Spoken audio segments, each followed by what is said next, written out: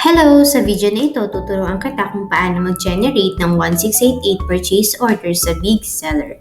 Merong dalawang paraan para sa iyo kung gusto mo gumawa ng 1688 purchase order. Una, pumunta sa purchase orders. I-click ang draft, pagkatapos piliin ang 1688 purchase order page. Ang unang paraan ay ang isync ang purchase order ng mano-mano o ng maramihan.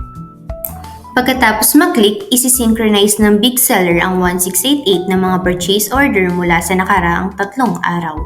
Halimbawa, kung i-connecta mo ang iyong 1688 sa April 20 at i-click mo ang Sync 1688 purchase orders, ang sistema ay mag-sync ng mga order noong April 18, 19 at 20. Ang pangalawang paraan ay ang paglikha ng purchase order ng manual. Kung nais mo maglagay ng order sa 1688 sa Big Seller, mangyayaring i-click ang Create 1688 Purchase Order at lumikha ng purchase order ayon sa nakasaad na larawan.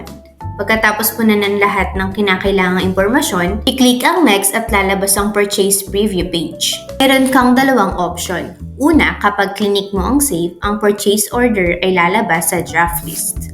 Pangalawa, kapag click mo ang Save at mag-order sa 1688, masisave ang order na ito sa draft list at gagawa ng order para sa 1688. Mangyaring pumunta sa 1688 upang kumpirmahin ang impormasyon ng order at tapusin ang pagbabayad.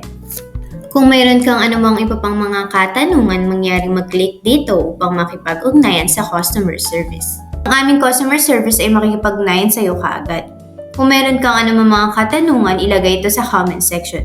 Salamat sa panonood! Huwag kalimutan mag-like, subscribe at manatiling nakatutok para sa higit pang mga upgrade at features sa Big Seller. Magkita-kita tayo sa susunod. Paalam!